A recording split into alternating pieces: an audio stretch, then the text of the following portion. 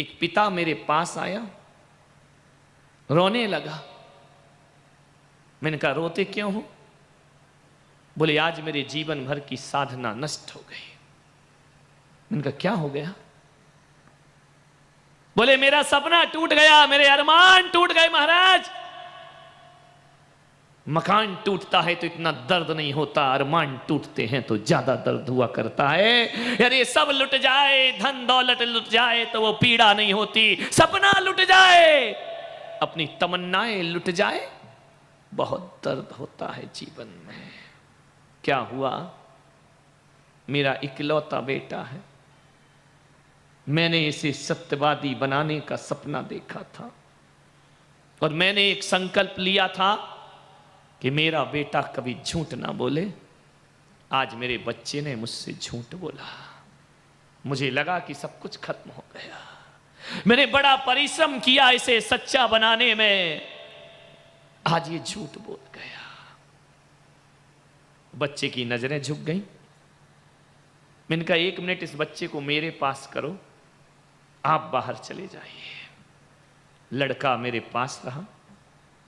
मैंने कहा बेटा तुमने झूठ बोला, तुमने अपने पिता का दिल तोड़ा। बोले हाँ महाराज मैंने झूठ बोला। मैंने कहा सच बोलना मुझसे। बोले नहीं आपसे झूठ नहीं बोलूंगा। मैंने झूठ बोला। मैंने कहा तुमने क्यों झूठ बोला? तुम्हारे पिता को आज कितनी पीड़ा, कितना दर्द है। बात कोई बहुत बड़ी नहीं, छोटी सी बात। और अक्सर देखना मजे की बात तो ये है कि हम उन बातों में झूठ बोलते हैं जिन बातों का कोई औचित्य नहीं हुआ करता है।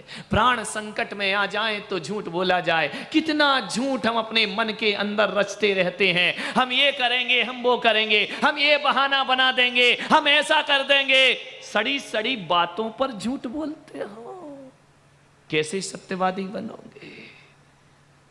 विचार करिए। उन बातों पर झूठ, सास ने ये कहा तो मैं ये कह दूंगी, उसने वो किया तो मैं ये कर दूंगी। छोटी छोटी बातों पे झूठ बोलते हो, विश्वास खत्म होता है। अरे जब तक गर्दन में आरी ना चलने लगे तब तक झूठ की तरफ पलट के भी नहीं देखना चाहिए। ध्यान रखिए, सत्य बोलिए। आदत ऐसे ही तो बिगड़ती है। छोटी छोटी बातों पर झूठ बोलते हो, एक दिन तुम झूठे हो जाया करते हो। फिर तुम्हारी बातों पे कोई विश्वास नहीं करता। फिर लाख कसमें खाओ, कसम खाना ही बता रहा है कि तुम्हारे सच में कोई दम नहीं है। ध्यान रखना। बाकी जो सत्यवादी होता उसे कसम खाने की जरूरत क्या पड़ती है? कसम ही संदेह पैदा कर देती है। महिलाएं तो बात भगवान कसम, तेरे की काय का भगवान कसम तुम्हारी। सब झूठ जीवन में। कसम ही बता रही है कि तुम्हारा सत्य मजबूत नहीं है। कसम खाने की जरूरत क्या है? छोटी छोटी बातों पर हम झूठ बोलते हैं। मैंने बच्चे से पूछा कि तुमने झूठ क्यों बोला? बोले महाराज कल मैंने होमवर्क नहीं किया। स्कूल में गया, छोटा सा बच्चा था।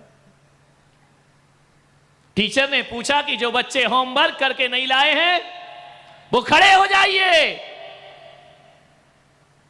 मैंने सोचा मैं झूठ नहीं बोलता, मैं खड़ा हो गया। जैसे ही खड़ा हुआ टीचर ने 3 रूल मारे मेरे हाथ पर, काला डंडा मारा। अभी भी उसका दर्द है मुझे। उसमें झूठ बोलने की क्या जरूरत? उसने कहा महाराज मेरा मित्र भी बाजू में बैठा था, उसने भी होमवर्क नहीं किया था, वो खड़ा नहीं हुआ, उसको मार नहीं पड़ी। मैं खड़ा हुआ, मुझे मार पड़ी। मैंने सोचा कि सच बोलो तो डंडे पड़ते हैं, ये झूठ बोल रहा है तो आराम से हंस रहा है। वह मुझ पर व्यंग कर रहा था, हंस रहा था। और ईमानदार बन जा बेटा, पड़ गए 3 डंडे तेरे हाथ में। मैं चुप हो गया। फिर मैंने सोचा कि अब घर में जाकर पिताजी को बताऊंगा तो फिर मुझे मार पड़ेगी, इसलिए मैंने पिता को नहीं बताया और झूठ बोल दिया पिता से। आज मेरे पिता को बहुत दुख है।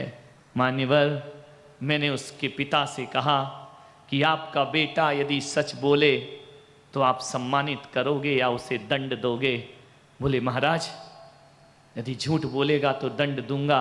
बच्चे ने कहा कई बार मैंने सच बोला, पापा ने मुझे मारा, बस मार के डर से मैं झूठ बोलना सीख गया।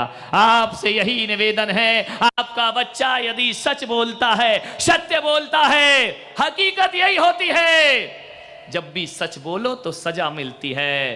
ध्यान रखना, मैं ये नहीं कह रहा हूं कि गलतियों पर सजा मत दो, लेकिन बच्चे से इतना जरूर कहो कि तूने गलती की है उसकी तो तुझे सजा मिलेगी, लेकिन तूने सच बोला है उसका धन्यवाद देता हूं, मैं तुझ पर विश्वास करता हूं। सत्यवादी कैसे बनाओगे? सच का धन्यवाद दो।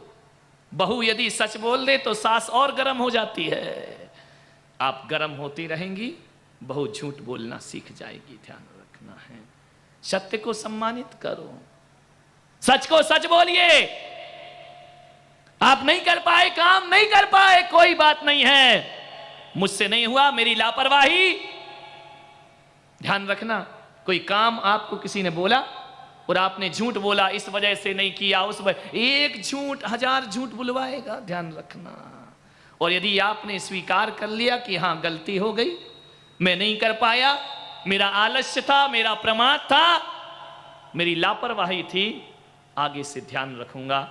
यदि आपने ये शब्द बोले तो बोलो सजा मिलेगी, ज्यादा मिलेगी या कम मिलेगी, एक्सेप्ट कर लेंगे। कहा जाता है ना कि अदालत में भी कोई सत्य को स्वीकार कर लेता है तो सजा कम हो जाया करती है, और सत्य को स्वीकार नहीं करता उतना ही उसको रिमांड पर रखा जाता है, मारा जाता है, प्रताड़ना दी जाती। आप सोचते हैं कि झूठ बोलकर हम डांट से बच जाएंगे, आप सोचते हैं झूठ बोलकर हम मार से, अरे एक चोट बच भी गए, लेकिन झूठे बोलने की आदत तो पड़ जाएगी, संस्कार तो पड़ जाएंगे। एक पल की डांट से तो बच जाओगे, लेकिन झूठ बोलकर कर्मों की मार से कैसे बच पाओगे? वह सजा तो आपको प्राप्त होगी ही होगी। मत बोलिए झूठ। झूठ दो चीजों से बोला जाता है, एक तो भय से और एक लालच से। ध्यान रखना, या तो लोभ के वशीभूत होकर झूठ बोलोगे कि मैंने सच बोल दिया तो व्यक्ति मुझे ये नहीं देगा, या भय से बोलोगे कि मैंने सच बोला तो मुझे प्रताड़ित किया जाएगा। नहीं, ये बात दिल से निकालिए, ना लोभ ना लालच, सत्य बोलने का प्रयास।